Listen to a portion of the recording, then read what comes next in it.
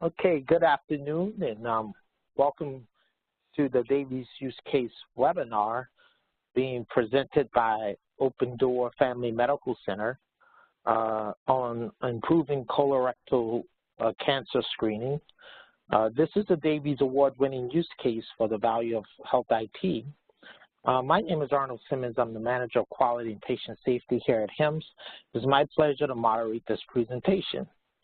Core to the HIMSS mission is promoting the use of health information and technology to improve the quality of healthcare delivery.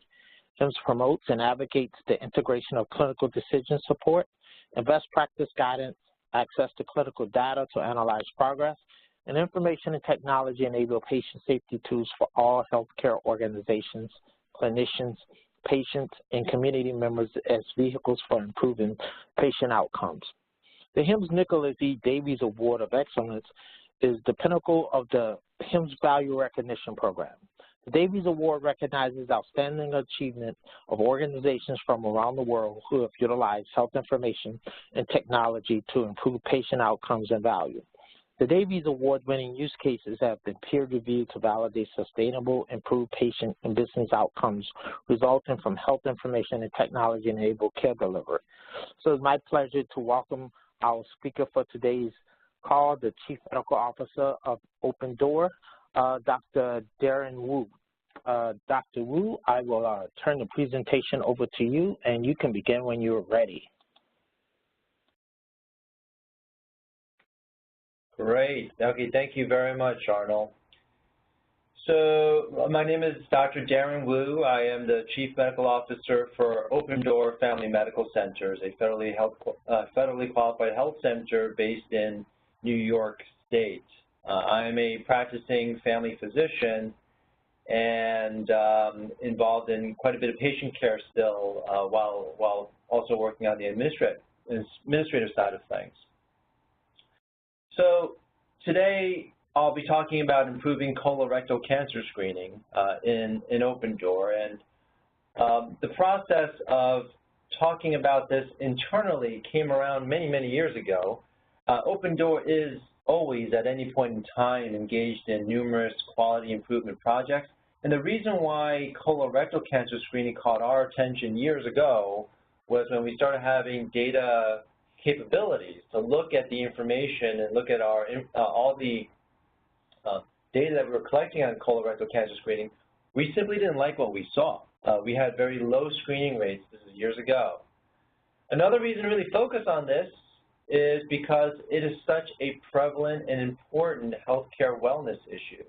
Colon cancer screening, colorectal cancer screening is widely recognized as one of the most important preventive initiatives any patient of a certain age should consider and discuss with their clinician.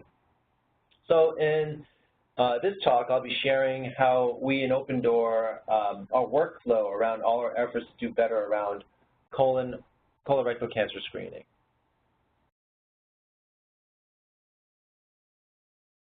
So Open Door started out in the basement of a church in 1972. And this was towards the tail end of the civil rights movement and President Lyndon B. Johnson's war on poverty.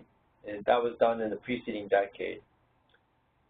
But that little basement church initiative, which was staffed by volunteer doctors and nurses, has grown up quite a bit over the ensuing 4+ decades. And what you see in front of you right now is a timeline of how we've grown over the years. So from 1972 at that volunteer basement clinic, we have grown quite a bit. And in 1985, we opened our site in Sleepy Hollow. That was our second site. In 1994, we started having an Open Door Foundation to help make our processes more sustainable and to sort of educate the community about what we're trying to do in our mission and vision, and to help support our operations. We opened up our largest facility in 1995, and that's our facility in Port Chester. And then some years after that, we started opening up our school-based health centers, primarily in the beginning around Port Chester, and more recently around the Ossining area in Westchester County. 2006, we opened up a facility in Mount Kisco. And the very next year is when we engaged in an organization-wide adoption of our electronic medical record, which is called eClinicalWorks. And that was a big jump in. At that time, not a whole lot of health centers were doing that just yet. Now it's pretty much the norm. But a little over a decade ago, most people were still on paper charts. And yet we knew we wanted something different. We knew we needed something better to capture data and to improve our processes.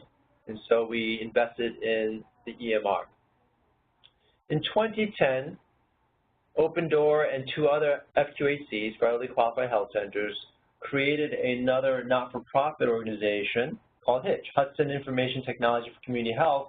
And this was to really look at our use of IT, how we can use information systems, gather data, use that data for process improvement and performance improvement.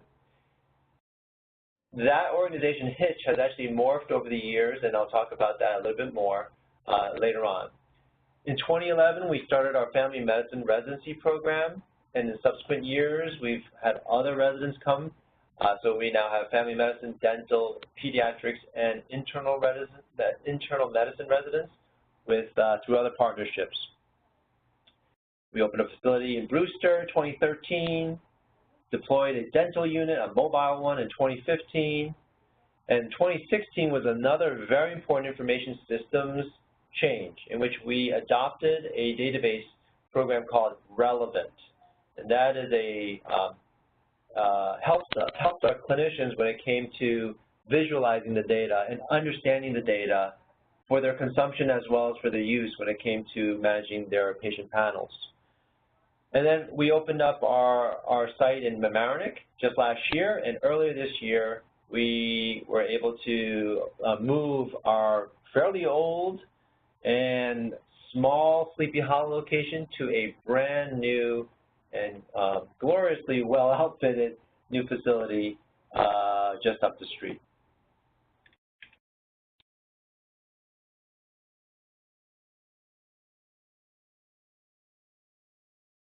So here we have 6 main sites, plus that monstrosity of a vehicle you see in the lower half is our mobile dental van.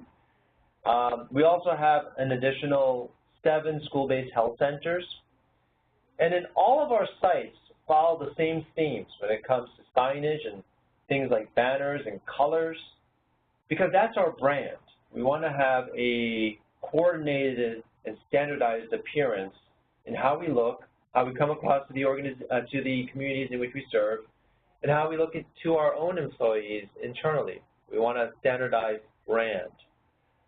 Similarly, when it comes to our care processes, we have very standardized workflows. Things like using guidelines, using the same IT systems. Every facility uses the same type of IT systems and guidelines, the same policies and protocols throughout the Open Door system. And that uniformity of workflows helps us when it comes to driving focused performance improvement on any number of topics, including something like colorectal cancer screening. And previously I mentioned how quickly we have grown, and we continue to grow. And we're very proud that we continue to grow organically without, right now we're seeing so much integration and mergers and acquisitions as another form of growth around us in so many areas and sectors, but Open Door has been growing pretty quickly on its own, and we're grateful for that. We just keep on bringing in new patients, but in addition to bringing in new patients and growing, it's probably the most gratifying part for me as a Chief Medical Officer is to see the quality of care that we provide to our patients. It's wonderful to see what we actually are able to accomplish for our patients. And so 73% of our patients diagnosed with diabetes have their disease under control, defined as an A1C less than 9. 61% of our patients attending our diabetes prevention program. Those are folks with pre-diabetes, so not yet with diabetes, but perhaps on the trajectory to developing diabetes unless something changes in their lifestyle habits and understanding of the process. 61% of those patients have lowered their blood sugar within the first 6 months of being in our diabetes prevention program, when the natural course of that condition of prediabetes is to, over time, graduate into diabetes outright. More than 2/3 of our patients with high blood pressure are under control, have their blood pressure under control, which is well above national average. And when it comes to behavioral health in our school-based health system, we do a lot of screening, nearly universal screening, and the majority of those who are screened positive for depression as a possibility are facilitated, warm handoffs occur to get them into behavioral health treatment. More than 2/3 of our kids who have an abnormal BMI, so defined as obesity or overweight levels of BMI, have nutrition or physical activity counseling and care plans for those. And then we also have a lot of patients going into our wellness-related programs. So our clinicians refer patients to Open Doors wellness programs, including things like yoga, Tai Chi, kickboxing, Zumba, and on and on. And those are fun activities for us to create for our patients. Here's a map of Open Door facilities, and you can see that with the exception of Brewster, which is in Putnam County at the top of the map, all of our other centers are in Westchester County. Westchester is the first suburban county north of New York City. And the green plus signs on this map represent our school-based health center locations. And all of them, each one of them is in one of two school districts, in Ossining and in Dorchester.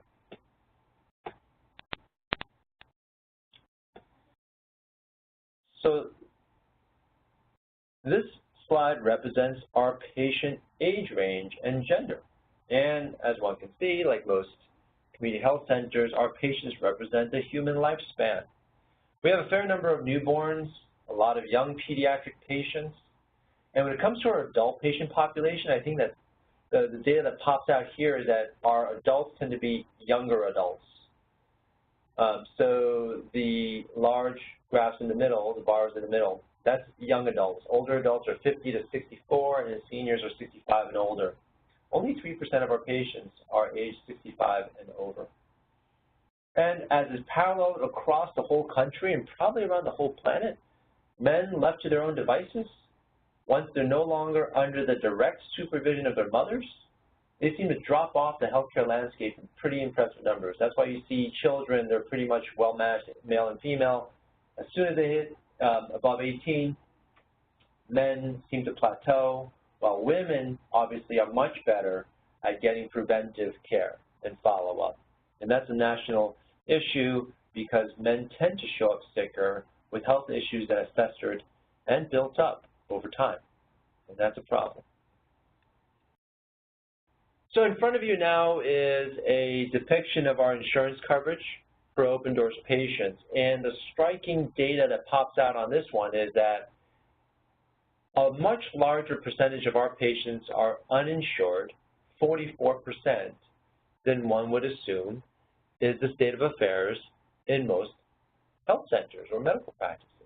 And in fact, even when we look at ourselves as Open Door, as a federally qualified health center, which is dedicated to taking care of the uninsured and those who are underserved, vulnerable populations, even when we compare ourselves to other federally qualified health centers in the state, we have many more uninsured, to the tune of having 260%, so more than 2.5 times higher the rate of uninsured patients compared to our sister health centers in New York State.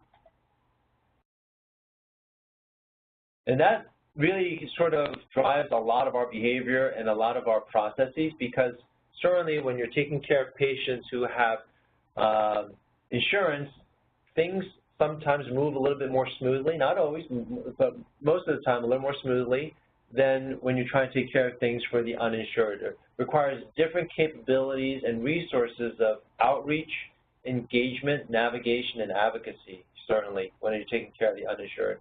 And we have 2.5 times more than the typical center in New York State.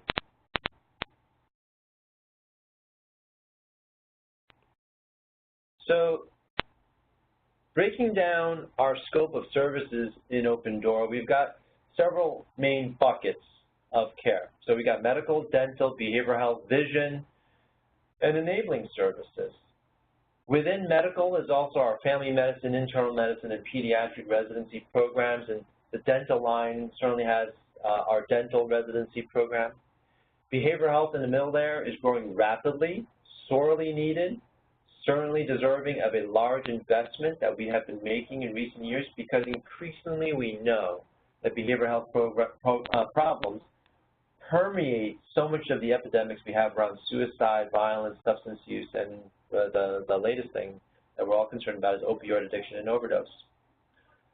On the far right with the enabling services, that captures a lot of things for us, and in many ways those things represent the secret sauce for Open Door. That's where we have our wraparound support programs for our patients, particularly the most vulnerable patient populations. So it's things like patient advocacy and patient navigation, case management of high complex patients, outreach to the community, enrollment into insurance plans, nutrition programs with our nutritionists, wellness programs, and a very, very busy WIC program. So we have quite a few things that we're very proud of having developed and deploying to help our patients. Okay, so now really just zoning in on colorectal cancer screening. Why indeed should we focus so much on colorectal cancer screening?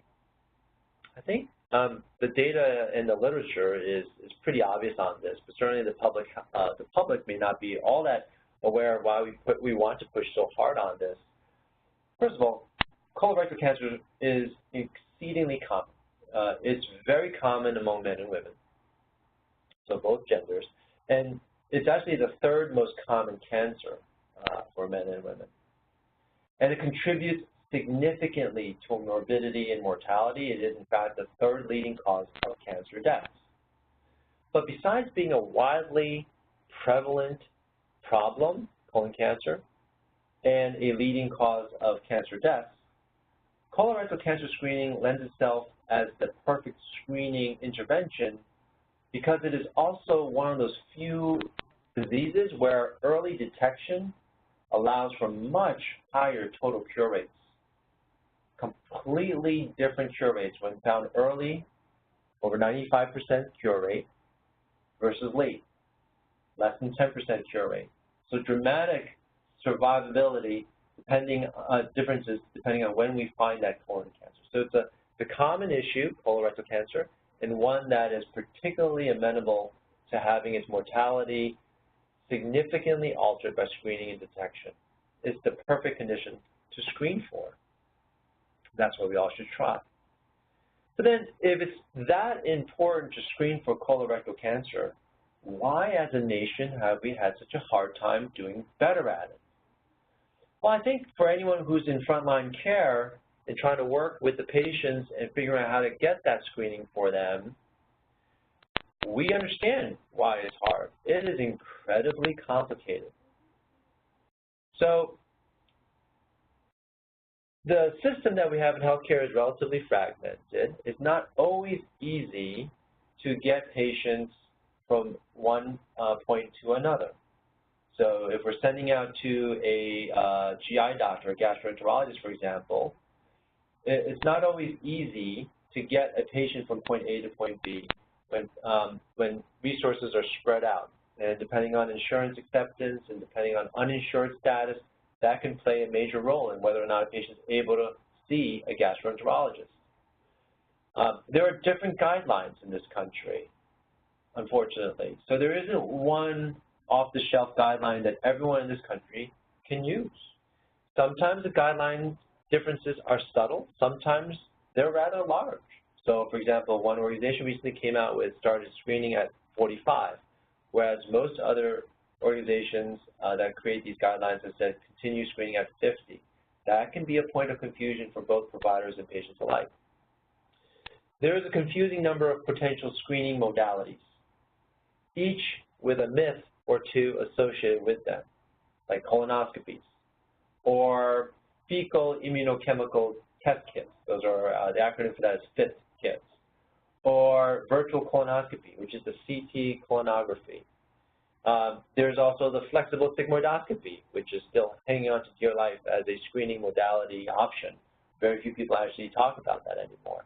So there is confusion around the types of screening modalities available, the accessibility to any of these screening modalities, the acceptance of any of these screening modalities, especially like a home stool test, right? So sometimes patients don't like that.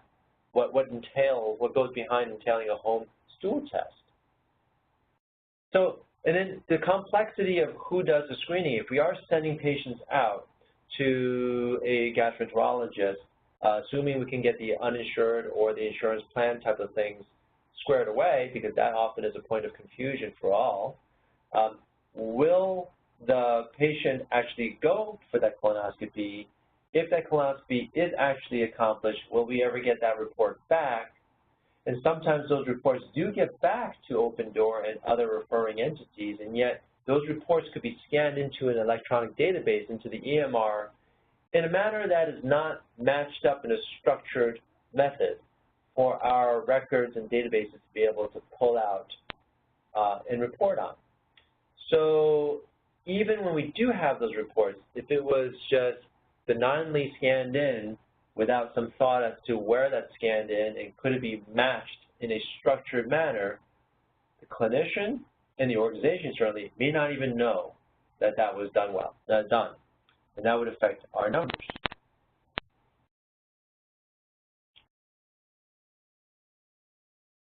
So it can be complex. There is still market interoperability issues, a lot of confusing choices. Often cost is a big part of issues when it comes to anything we do. Colorectal cancer screening is not an exception. And also, certainly, while we are moving strongly towards a value-based pay world where there will be a much larger emphasis on quality of care and comprehensiveness of care, there still is an awful lot of volume-driven expectations in all organizations.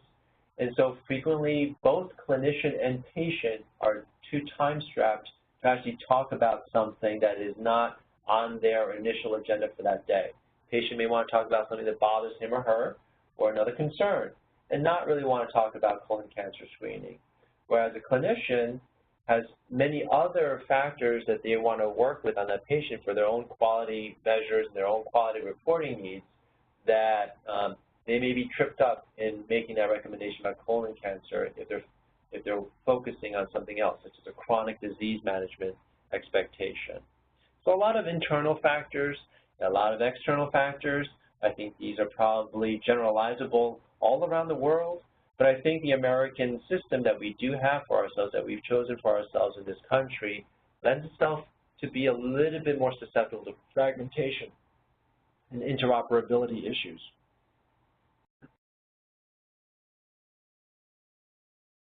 So if we want to try to do better at colorectal cancer screening, it does help to sort of simplify it a little bit, to not exclude things like colon stool DNA tests or flexible sigmoidoscopies or CT colonographies, but to more frequently focus on a couple of options instead of several. The conversations are smoother that way. There's the limited time that clinicians have and their staff have to talk about these things with patients, have to recognize that a script or a simplified dialogue is better than a very complex conversation. Patients also have a hard time hearing more than a couple of options and weighing those two options. So like many organizations in Open Door, we've said, let's concentrate on colonoscopies and FIT kits. In the colonoscopy, we're going to use the United States Preventive Services Task Force recommendation for all colon cancer screening of 50 to 75. And for colonoscopies, we, just like the USPSTF, the United States Preventive Services Task Force said,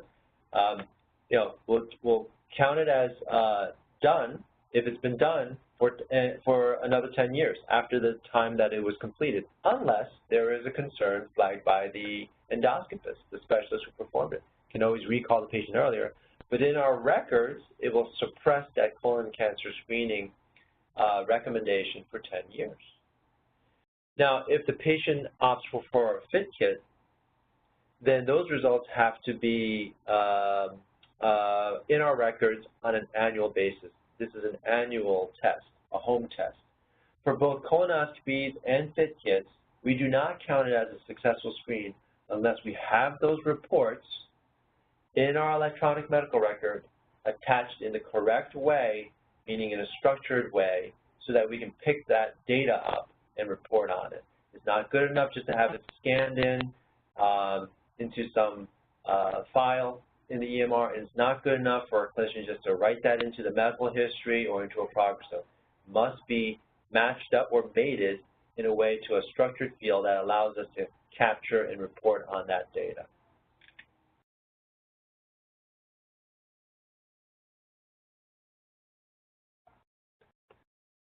So we've been working on colorectal cancer screening now for several years, and in general, we're moving in the right direction.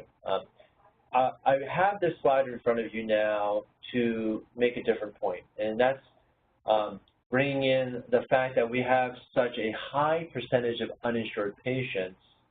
Again, it's 44%, or more than 2.5 times the average FQHC in New York State. We're somehow still holding our own when it comes to how we compare to our sister organizations in colorectal cancer screening. And I think partly, I do think we have pretty good systems in place for workflows and staff training and the way we emphasize preventive care and screenings and interventions. But a huge part of our relative success in doing as well as we are able to do, despite having such a large percentage of uninsured patients, is because we've got some pretty impressive partners working with us. So they're on the right here in the slide. American Cancer Society, they have directly helped us with educational materials, with clinician trainings, and they even provide grant funding for some of our cancer screening efforts. And HITCH, a Health Information Technology for Community Health, which I mentioned earlier in the talk, very IT-related type of entity in its conception, but it has evolved over the years, and right now HITCH actually holds a key New York State Department of Health sponsored program called Cancer Screening Program, or CSP, which provides for reimbursement for FIT kits and, if necessary, colonoscopies for indigent and uninsured patients. And that's huge. That process helps us greatly overcome that otherwise massive barrier of the uninsured rate that we have when it comes to cancer screening. It reduces the financial barrier. And certainly without the robust data capabilities that Open Door enjoys, and that's through our EMR, electronic medical record, called eClinicalWorks, and the relevant dashboards, which I will soon show, we wouldn't have the data to guide our staff in their performance improvement initiatives. So I mentioned that we've been working on this for some time, and we're making some progress. And besides having those wonderful partners and great workflows, it really, in large part, also falls on the capability of just simply having that data. Without data, you simply can't know where you're doing well, and just as importantly, where you're not doing well, to sort of look at it in a QI lens and figure out how do we do things better. And to capture how certain units are doing better and sharing those best practices. That's also a very important process. So I wanted to spend some time talking about our information management over time. And it's very true. For all the time that I've been here in Open Door, and that's 17 years, Open Door, it's so true that Open Door is a data-driven healthcare organization. It's been that way since I've joined it, and if anything, we've increasingly become crazy and obsessed about data, and I think that's a wonderful thing. So our organizational culture is really built on the idea of management through measurement, and that goes to things, any number of operational issues or clinical performance issues. It impacts our recruitment and retention. We track data for that, and on and on and on. And shown on the screen is a timeline. And in brief, I'll review Open Door's information management journey. So I do want to emphasize that we did join HIMSS back in 2002. Kind of got interested in this whole concept of information systems. And we built the infrastructure to support having an electronic medical record because we knew we wanted that years before we actually implemented, years before most practices were even considering it. We also purchased a program called Bridget, which was to help pull our data out and compile it into reports. Very rudimentary, thinking back now to look, but at that time it was pretty avant-garde and innovative, and it was amazing to actually see some data related to the care that we were providing. It was pretty interesting. In 2007 is when we took the big jump into implementing our EMR, and we used, and we still do use, eClinicalWorks. That was like turning the lights on in a world that was completely dark for a very long time. You actually started seeing information in a more recognizable format. You can actually look at the records more easily. You can pull the data out more easily. It was a big, big step forward for us. And so we got quickly involved in developing clinical report cards based on that data. So that year, because we were able to finally capture things in a more unitary way, more easily accessible manner, we started using clinical report cards, sharing them with our clinicians, saying this is how we think you're doing. Is there something you'd like to work on when it comes to your clinical report card? That injected a whole new layer of performance improvement for us.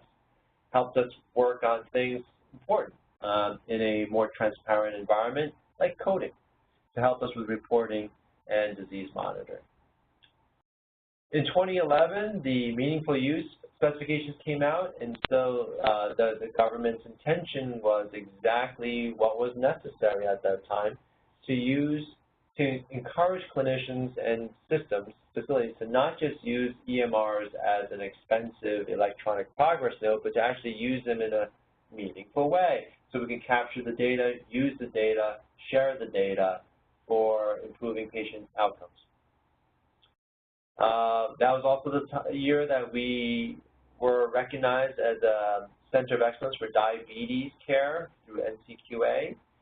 And after sharing clinical report cards for several years and improving many iterations of report cards with our clinician staff, we put in place a pay-for-performance system that also was transformative in so many ways, because then we were able to say, or we were able to basically engage our clinicians in the idea that, yes, there are so many priorities that a primary care clinician has to work on and work with every day that he or she comes to work, but among all the many things that we ask you to do, please pay specific attention to these issues, and those were the issues we put out for pay for performance, things like hypertension control, diabetes control, and so on and so on, things that we thought were particularly important for our patients on a population health level, and for reporting reasons. We wanted to get our clinicians more on board. By 2015, we were happy with what we had, and yet still something was missing. Still remember, that wasn't that long ago. That was only a few years ago, and yet it was still true at that time that despite all the systems we had implemented, it was still very much a system that required a few key individuals to be able to produce and even share that information with our staff, notably our clinicians at that time. It was very hard for a clinician, or never mind an individual nurse or medical assistant staff member, to look up the data on his or her own. So realizing that clinicians and staff will not necessarily act as much as we would like them to act on data that they cannot easily visualize, understand, interpret, or use, we embarked on a new strategy, which was to reinvent how we wanted to bring information to our staff. how do we want to collect this information for our own use and engage our staff better on performance improvement and quality improvement initiatives. And that's when we put in place the foundation for our current very robust use of visual dashboards created through a program called Relevant, which really caught on quite quickly because it's pleasing to the eye. And clinicians really will ignore things that don't look good to them. And just as importantly, easier for them because clinicians and nurses and medical systems may not be very tech savvy. They may not be able to easily manipulate an Excel spreadsheet or import, export things, but with Relevant visualization capabilities, they can also not only understand the data better, they can actually act on that data better and directly impact care on their own without middlemen trying to interpret things for them or producing registry data that we have to then share with them. They can pull out whatever they want depending on what QI project they're working on through any number of these things through our visual dashboards now.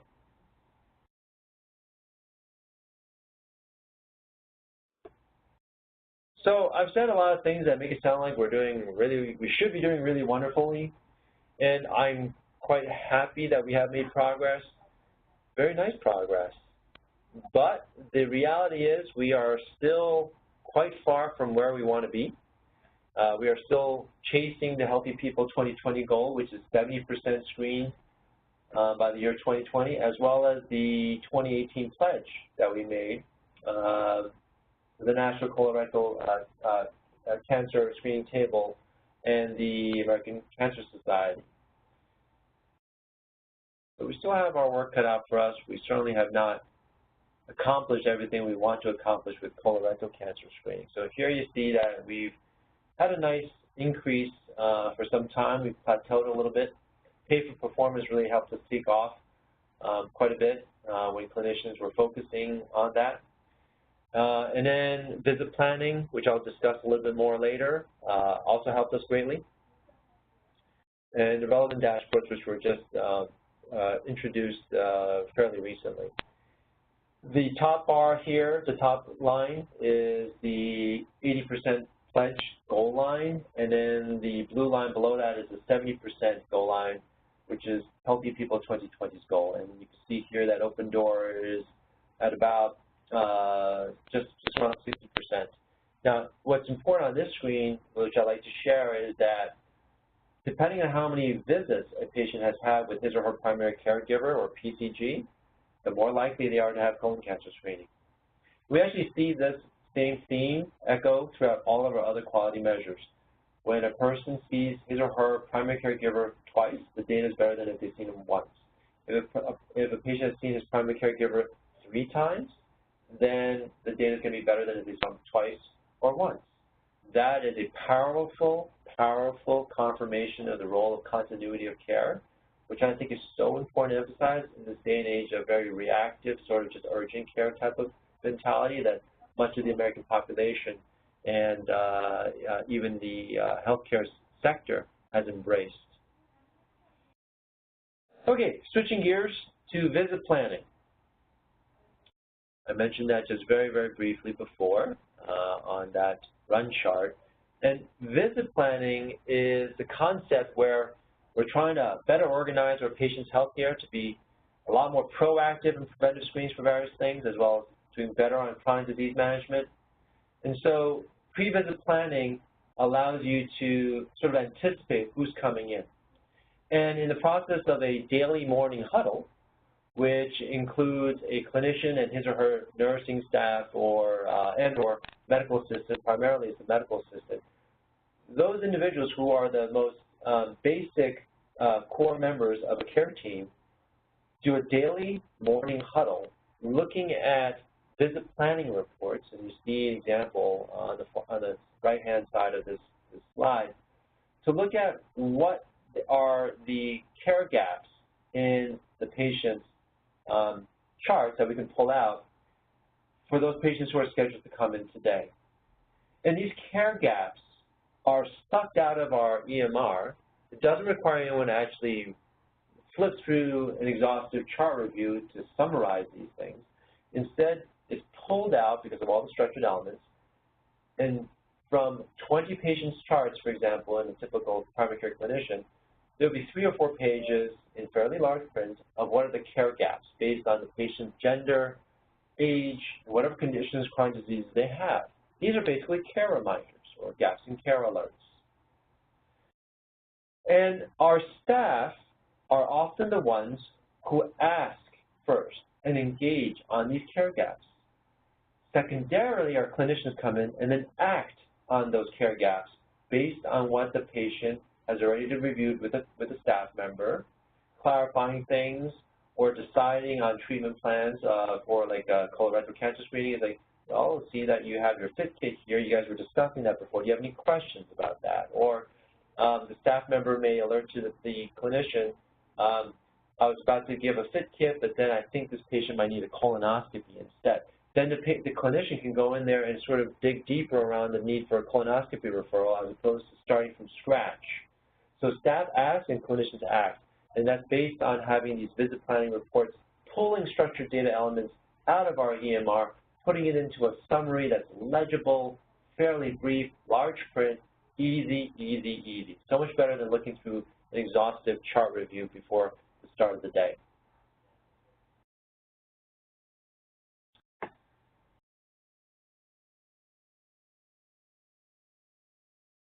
So our staff are also trained to engage on that colorectal cancer screening conversation with patients using a template to help them guide their patients and themselves in their discussions. So like a medical assistant or a nurse is speaking with a patient between the ages of 50 and 75 and comes up on that visit planning report is lacking in colorectal cancer screening and needs to have that done.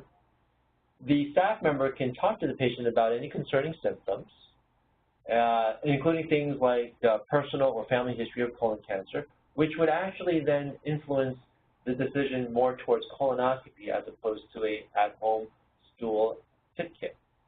So right then and there, the staff member is helping the clinician with that conversation, even before the clinician even comes into the room. So when the patient and the clinician are together, that conversation is more about clarification and proceeding as opposed to starting from scratch. That is really, really important. And similarly for our clinicians, although not everyone uses order sets, most of the clinicians do already have the guidelines down pat, but if they want to, they can use an order set to help guide them in their discussions. On the upper right of this slide, it's very small print, but there's a message field, and in there is the actual United States Preventive Services Task Force guideline for colorectal cancer screening. So a junior clinician or someone who just wants to polish up on these parameters and specifications of screening can just glance at that message and say, oh, okay, so it's the right age or these are the modalities we can use.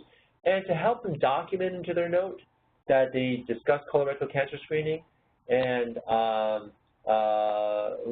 various other care conversations that they want to document into their note, they actually have a choice of messages in this order set that they can just just pull and push into the progress note. So they don't have to keep typing the same things over and over again. Because we have these really good information systems and registries, we actually also are able to do much better proactive outreach, not just for those patients who come into us, where we then capture them with our visit planning and daily morning huddles. We've got that process going very, very nicely. But many patients don't come on in on a regular basis, and we don't want to ignore them either. So when you have an information system that allows you to look at the information of who needs a colorectal cancer screening conversation, you're able to then do targeted proactive outreach. So we've designed organizational workflows and staff roles around performing gaps in care outreach to patients for a bunch of different screenings and interventions. Colorectal cancer screening is simply one of them. It is a regular workflow embedded among many other workflows for proactive outreach. So staff will look at a registry report for who is due for colorectal cancer screening. We'll then reach out to the patient, sometimes telephone calls, sometimes it's going to be messenger, through our EMR, and I'll show you a little bit about that. We'll talk about that a little bit more later. Discuss the reasons for why it should be done. And then sometimes that requires patients coming in if they require an in-person conversation and reinforcement on that.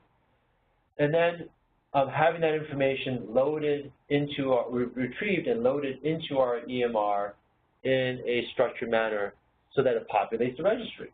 And then that registry should theoretically get smaller and smaller over time, although we keep adding new patients, so sometimes that's not always an easy thing to see.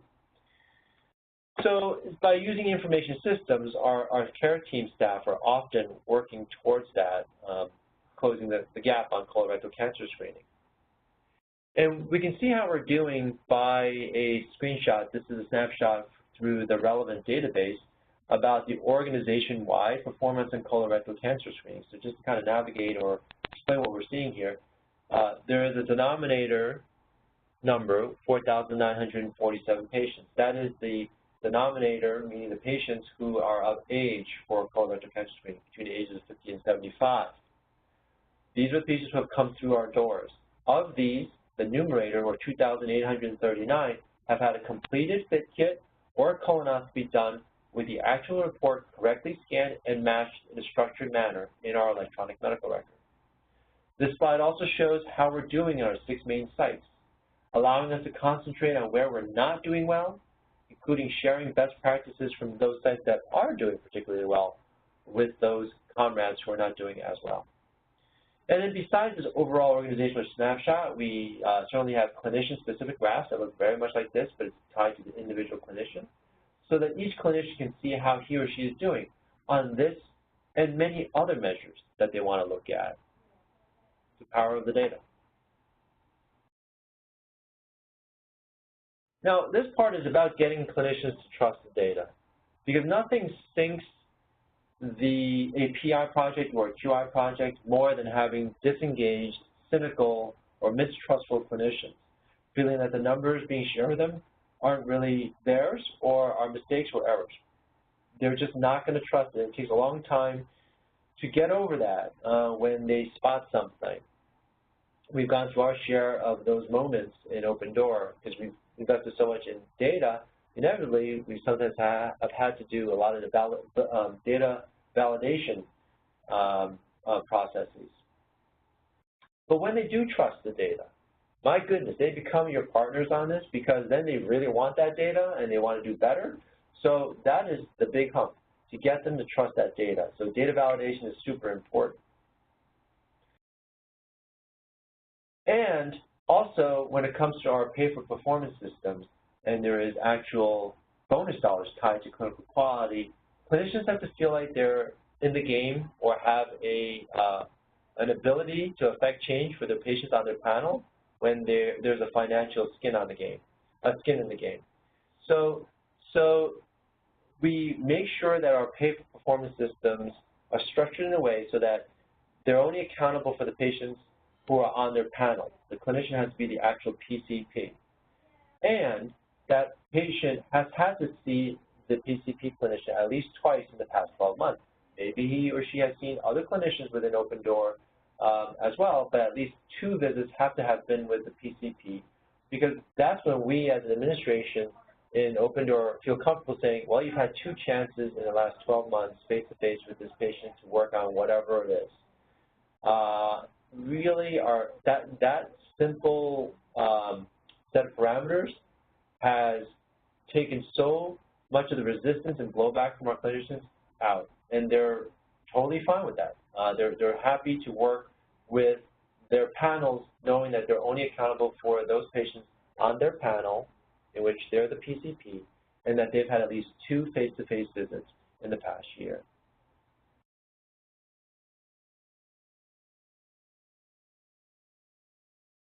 Now, Relevant also allows us to rapidly, within seconds, break out reports to see which patients we need to do those outreach attempts to. Care gap reports that let us know who needs something. And the example before you is an organizational snapshot. It's not per clinician, but so it's 2,092 results, of which we're seeing the first page of many pages. And you can see who is the responsible PCP. and where is the responsible site that the patient goes to. We also have this information broken down, and within seconds a clinician can access that, or his or her medical assistant or nurse can access that without involving IT personnel, down to the individual panel. So a clinician literally will only have maybe 2 to 3 pages of names to consider chasing down, and they usually do that with their nursing staff or their medical assistant staff. And here's an example of what we do when we're trying to chase down patients. This is a colorectal cancer screening call flow chart. So many times our staff are actually making phone calls, looking at their registry gaps in care lists, and calling patients. But there's also an underlying general process that we use organizationally that involves the dissemination, the pushing out of EMR-driven messenger texts or voice recordings to patients' phones. This is not bidirectional. This is not a technological dialogue by any stretch of the imagination. They're not able to send anything back to us through this technology or messenger. But instead are outbound messages, one way. We do still rely on the patients themselves to call us back to notify us where they are with their colorectal cancer screening. And if they've done it, we do ask them to tell us what did they do, at which point then we look in the chart, our staff look in the chart to see did we just forget to correctly map and structure that data. Or if we need to reach out to the medical facility that performed the screening, a prior PCP or GI, gastroenterologist office, our staff will then chase down that information. So these efforts of colorectal cancer screening, performance improvement, as well as many other performance improvement initiatives, are time intensive. They are resource intensive. And even if it's an efficient process in any particular step along the way, training and supporting our staff on the processes is itself very intensive from an administrative resource point of view. But not only is it for a very good cause, because colorectal cancer screening is one of those extremely important beneficial health initiatives that ought to receive a lot of attention. It's not just that that helps us continue to do this or drives us to continue to do this. There's actually no financial loss despite the heavy investment of resources and time. Because as we move into this, increasingly into this new world of value-based payment, it can be very sustainable, and increasingly more so, to work on these difficult processes. And through our value-based contract with our largest Medicaid managed care partner named MVP, called MVP, they cover nearly a quarter of our patients. We've received a pay-for-performance bump in the amount of $25,000 for improving their membership, our patients' compliance with colorectal screening from 58% to 63%. Similarly, at the federal level, the Health Resource Service Administration has given us quality improvement awards for remaining in the top quartile nationwide for colorectal cancer screening compliance. So several tens of thousands of dollars between these two processes here. So besides getting quality payments from our largest Medicaid managed care organization partner and similar performance dollars for quality from the Health Resource Service Administration, simply by having the process of doing these proactive outreach attempts, looking at our data, using our registry information, and realizing there are so many patients we do need to talk to about colorectal cancer screening. Many of these touch points end up bringing in patients for visits. Some patients just prefer that. Sometimes they have additional questions that they want to talk to the clinicians about. Or, you know, they want to talk about to the clinician about something else besides that colorectal cancer screening reminder that they got. And we estimate that in the last 3 years alone, we probably have generated $466,000 on patient revenue simply by having these outreach visits. When you add in these $466,000 to the other two pay-for-performance payments from MVP and HRSA, we're talking about in excess of $500,000. So it's great to be doing the right things for those patients who need these things, colorectal cancer screening, and be reimbursed for it or recognized financially for it, because that helps maintain its sustainability.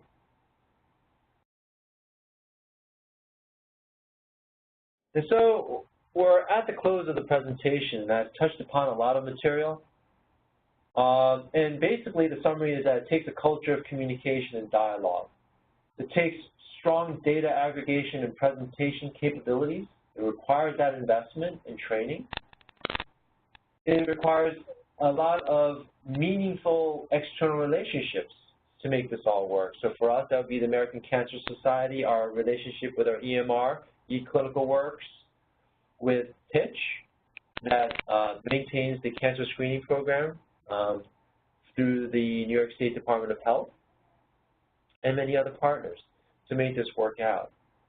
It really takes a lot, and sometimes it seems like there's an awful lot of plates spinning in the air, but I guess that's what it takes, because colorectal cancer screening and many other processes in healthcare are a lot harder than they look than they appear at the surface.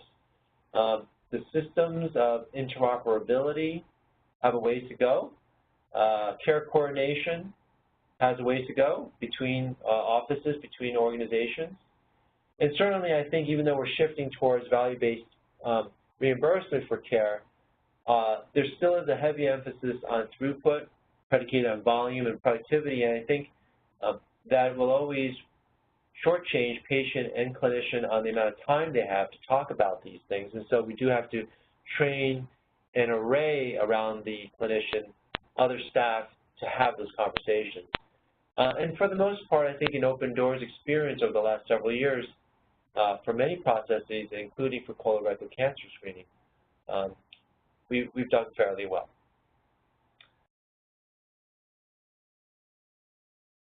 The last slide is just that goal chart again. And we have plateaued, but we have multiple individual units made up of care teams throughout our organization's sites working on QI projects. And many of them are working on colorectal cancer screening. So I'm excited to see by the end of 2018 how we've done. The early data suggests that we are making additional improvement by having these care teams working specifically on different ideas. And that's it. Thank you for letting me share our work in Open Door. And if you have any questions, please do not hesitate to reach out to me. My email is on the screen. I do love talking about this process and would be happy to talk about any other processes that interest you. Thank you very much. Well, thank you, Dr. Wu, for joining us and sharing your work at Open Door. Let me remind listeners where to go find this and other quality Davies use case webinars and information on how to apply for Davies. That information can be found posted at the HIMSS Davies Award website at hims.org/Davies. That's hims.org/Davies. And once again, thank you so much.